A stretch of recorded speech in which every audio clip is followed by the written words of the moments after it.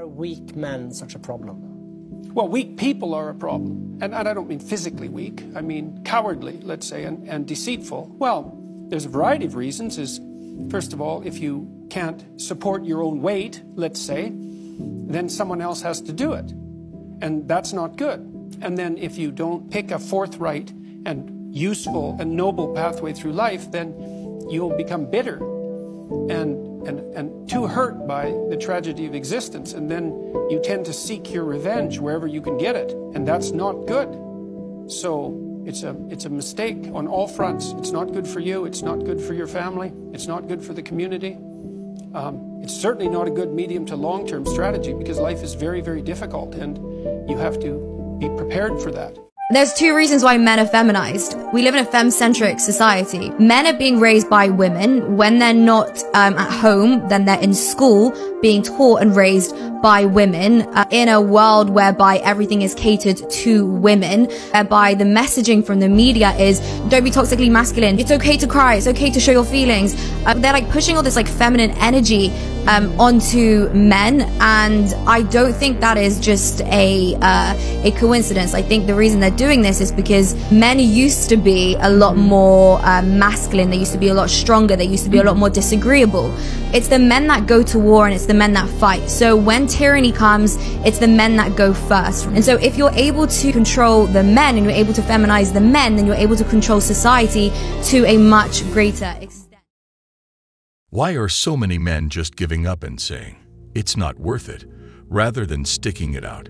Since you all like it when I go right to the point, I'll keep this video short. Number 1, there is no return on investment. It's a lot of effort for very little payoff. We're supposed to be the ones to strike up the conversation, to make the first move, to ask people out, and even to foot the bill on occasion. Assumed attendance is mandatory for women. Many men do not think it is worthwhile to make the effort. They choose to be with Pamela Anderson instead. The second is that it may be rather costly, especially if you plan on eating out. It's probable that you're shelling out cash for whatever it is that you're arranging, be it a movie night or some other activity. In my experience, many males do not. On the other hand, many men who are paying say, hey, it's simply not worth it. It's possible to spend more than $100 or even $200 in the Big Apple. You're out on a date when all of a sudden they don't want to hang out with you anymore. They abandon you, and you have to foot the bill. Third, women lie about their physical appearance.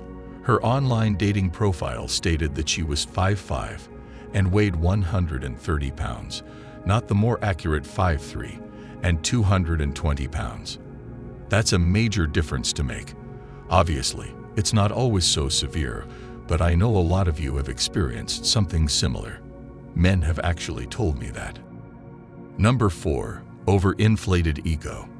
Nowadays, it's not uncommon for a woman to have 100 men try to get her attention within a single day on a dating app. And this isn't reality sense. On a scale from 1 to 10, she's only a 4. Therefore, she has no right to demand or earn this much adulation. Now, I've been away from the dating scene for quite some time, but all the studies and people I've talked to who are still active in it agree on this. As a male, it's crickets. You're not getting anybody to reply, especially if you're not tall, wealthy, or otherwise noticeable. Even if a woman has an average profile, she will still be bombarded by men who are only interested in feeding their own hunger and need. Women are at the pinnacle of a cultural movement that asserts they are due nothing less than the finest. Many men believe that this trend has produced an army of overly demanding women. Lastly, I'm going to put the blame on Chad for the fact that men are finally given up on dating. Those guys in the top 1% always seem to be successful in attracting women in online settings. It would appear that the top 1% of male internet users are attracting the vast majority of female users. What might possibly be causing this? It didn't happen like that in the past, and to some extent, it's true. Let's discuss the benefits of the online world. It practically eliminated drag. Most of us now just go online instead of driving somewhere to meet people, and the options are practically endless. The infinite options are at your fingertips, and all it takes is a flick of the finger to explore them. As a result, there is essentially no resistance. That's all for today's episode on Circle of Kings. Don't forget to like and subscribe to my channel.